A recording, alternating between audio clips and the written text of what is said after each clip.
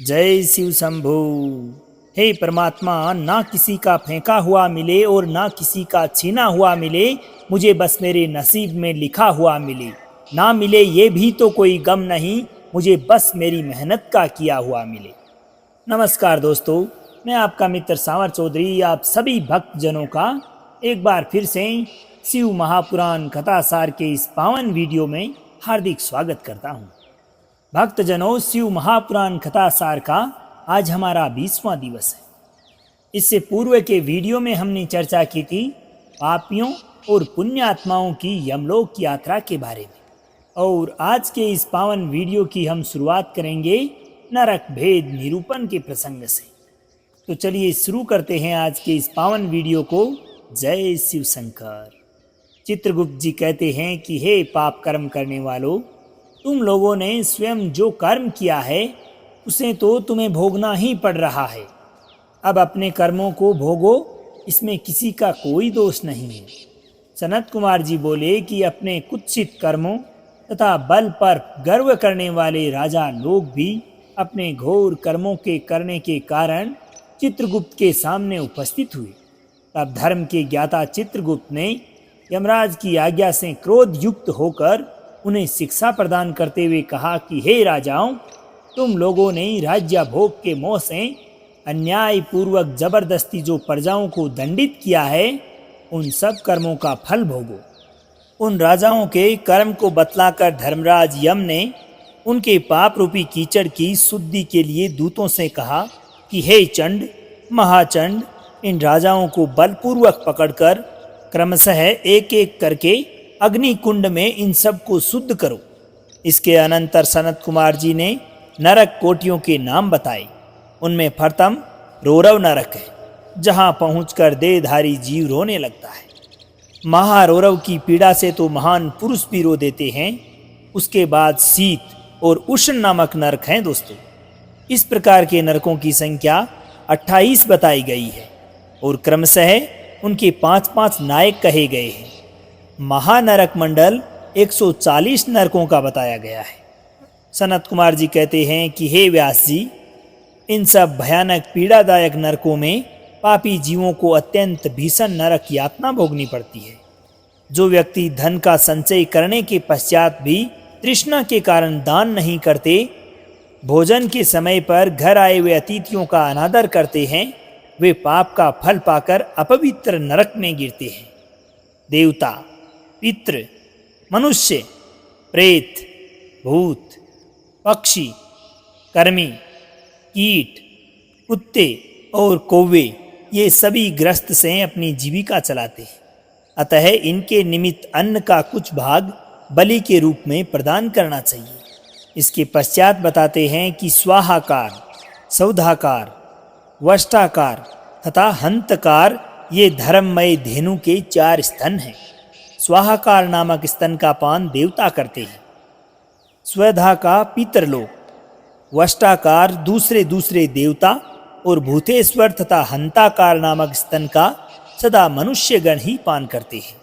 जो मानव श्रद्धा पूर्वक इस धर्ममय धेनु का सदा ठीक ठीक पालन करता है, वह अग्निहोत्री हो जाता है।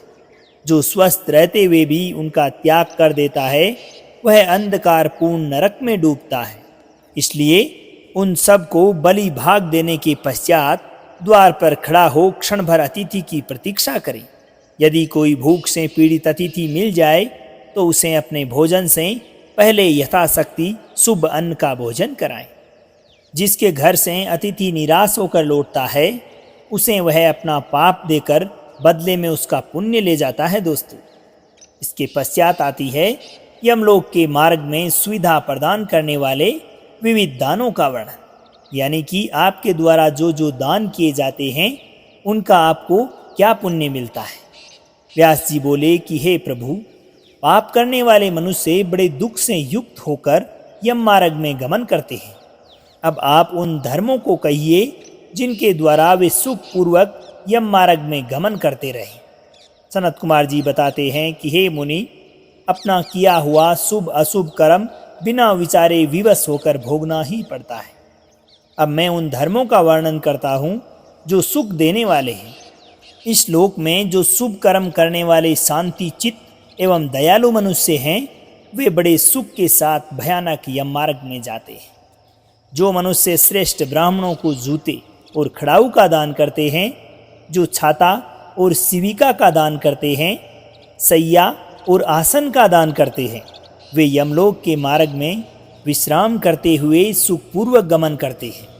जो उद्यान लगाने वाले, छायादार वृक्ष लगाने वाले तथा मार्ग के किनारे वृक्षों का आरोपण करने वाले हैं, वे धूप में भी बिना कष्ट उठाए यमलोक को जाते हैं। जो देवता, अग्नि, गुरु, ब्राह्मण और माता पिता की सदैव पूजा करते हैं, वे मनुष्य स्वयं भी पूजित होते हुए यथेच्छा सुखपूर्वक यमपुरी को गमन करते हैं। दीपदान करने वाले मनुष्य सभी दिशाओं को प्रकाशित करते हुए जाते हैं और ग्रह दान करने वाला दाता रोग शोक से रहित होकर सुखपूर्वक यात्रा करते हैं। स्वर्ण और रत्न का दान करने से मनुष्य दुर्गम संकटों को पार करता हुआ जाता है। सभी दानों में अन्न दान श्रेष्ठ कहा गया है दोस्तों, क्योंकि वह तत्काल प्रसन्न करने वाला, हृदय को प्रिय लगने वाला एवं बलबुद्धि को बढ़ाने वाला है। हे मुनि श्रेष्ठ, अन्न दान के समान कोई दूसरा दान नहीं है, क्योंकि अन्न से ही प्राणी उत्पन्न होते हैं और अन्न के अभाव में ही मर जाते हैं। अन्न का दान करने वाला प्राणदाता तथा प्राणदान करने वाला सर्वस्व का दाता कहा गया है।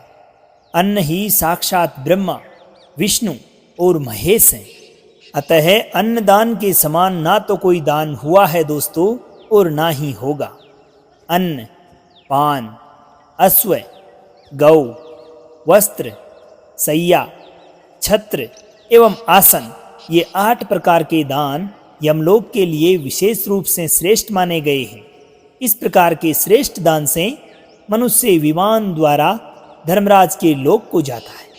इसलिए इनका दान हर मनुष्य को अपने जीवन में अवश्य करना चाहिए भक्तजनों। इसके पश्चात आता है जलदान, सत्य भाषण और तप की महिमा का वर्णन। सनत कुमार जी आगे कहते हैं कि हे व्यास जी, जलदान सब दानों में सबसे उत्तम है, क्योंकि जल सभी जीव समुदायों को तृप्त करने वाला जीवन कहा गया है। इसलिए मनुष्य को चाहिए कि वह कुआं, बावड़ी, तालाब एवं प्याऊ आदि बनवाएं, जिसके द्वारा बनवाए हुए जलाशयों में गौ, ब्राह्मण तथा सत्पुरुष सदा पानी पीते हैं, वह अपने सारे वंश का उद्धार कर देता है। जो मनुष्य वीरान एवं दुर्गम स्थानों में वृक्ष लगाता है, वह अपनी बीती हुई तथा आने वाली सभी पीढ़ियों के सभी पितृकुलों का उद्धार कर लेता है। लगाए गए ये वृक्ष दूसरे जन्म में उस व्यक्ति के पुत्र होते हैं। वृक्ष पुष्पों के द्वारा देवगणों की, फलों के द्वारा पितरों की और छाया के द्वारा सभी अतिथियों की पूजा करते हैं। अतः वृक्षों को अवश्य लगाना चाहिए। इसके आगे बताते हैं कि जो सत्यवादी पुरुष होते हैं, वे कभी भी स्वर्ग से नीचे नहीं गिरते। सत्य ही प्रब्रह्म है, सत्य ही परम तप है, सत्य ही श्रेष्ठ यज्ञ है, सत्य से ही पृथ्वी टिकी हुई है, सत्य को ही परम धर्म कहा गया है और सत्य को ही प्रब्रह्म परमात्मा कहते हैं। जो कोई भी मनुष्य अपने लिए, दूसरों के लिए अथवा अपने पुत्र आदि के लिए भी झूठ नहीं बोलते, वे ही स्वर्गगामी होते हैं। अतः सदा सत्य बोलना चाहिए दोस्तों। इसके पश्चात तप की बड़ी भारी महिमा बताते हुए सनत कुमार जी ने कहा कि हे मुनियों, संसार में ऐसा कोई सुख नहीं है जो तपस्या के बिना सुलभ हो सके। ज्ञान, विज्ञान, आरोग्य, सुंदर रूप, सौभाग्य तथा शाश्वत सुख तप से ही प्राप्त होता है। तपस्या से ब्रह्मा बिना परिश्रम के ही संपूर्ण विश्व की सृष्टि करते हैं। तपस्या से ही विष्णु इसका पालन करते हैं और तपस्या के बल से ही रुद्रदेव इसका संहार करते हैं तथा तप के प्रभाव से ही अशेष भूमंडल को धारण करते हैं। अब आता है दोस्तों वेद पुराणों के स्वाध्याय तथा विविध प्रकार के दानों की महिमा का वर्णन। सनत कुमार जी कहते हैं कि हे मुने, जो वन के कंद मूल फल खाकर जंगल में तपस्या करता है, और जो वेद की एक ऋचा का अध्ययन करता है, उन दोनों का समान फल होता है। जिस प्रकार से सूर्य और चंद्रमा के अभाव में संपूर्ण संसार में अंधकार छा जाता है, उसी प्रकार पुराणों के अध्ययन के बिना लोग ज्ञान रहित हो जाते हैं। इसलिए सदा पुराण का अध्ययन करना चाहिए। पुराण का श्रवण करने से पापों से मुक्ति मिलती है, धर्म की अभिवृद्धि होती है एवं व्यक्ति ज्ञानवान होकर पुनः संसार के आवागमन के बंधन में नहीं पड़ता, यानी कि हमेशा हमेशा के लिए इस जीवन मरण के चक्र से छुटकारा पा जाता है।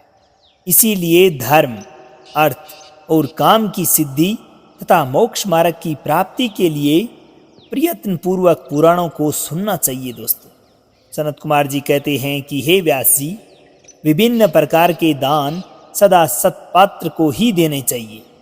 वे आत्मा का उद्धार करते हैं। स्वर्ण दान, गौदान एवं भूमि दान, इन उत्तम दानों को करके मनुष्य पापों से मुक्त हो जाता है।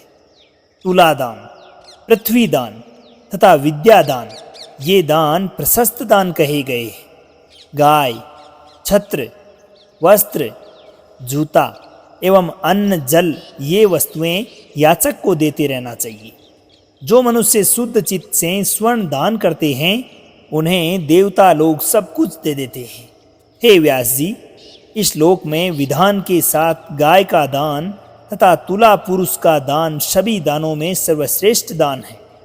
इसे करके मनुष्य वध आदि से होने वाले सभी प्रकार के पापों से छुटकारा पा जाता है। इसके पश्चात आता है नरक प्राप्ति कराने वाले असत कर्मों का वर्णन एवं शिव नाम स्मरण की महिमा का वर्णन। इसके बाद ब्रह्मांड दान का महात्म्य एवं इस संपूर्ण ब्रह्मांड का वर्णन करके सनत कुमार जी बोले कि हे व्यास जी, जो मनुष्य ब्राह्मण, देवता एवं गायों के पक्ष को छोड़कर अन्यत्र झूठी गवाही देता है अथवा मिथ्या भाषण करता है, वह रौरव नरक में जाता है।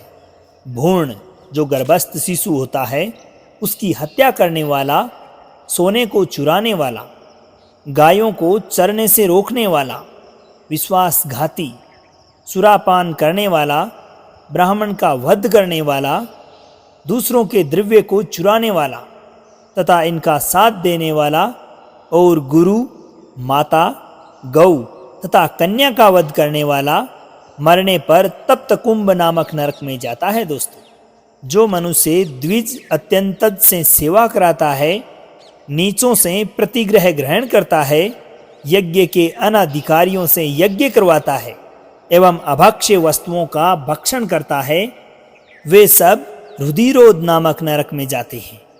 जो भी मनुष्य मन, वचन तथा कर्म से वर्णाश्रम धर्म के विपरीत आचरण करते हैं, वे नरक में गिरते हैं। हे व्यास जी, स्वयंभू मनु ने बड़े पापों के लिए महान प्रायश्चित तथा अल्प पापों के लिए अल्प प्रायश्चित कहा है।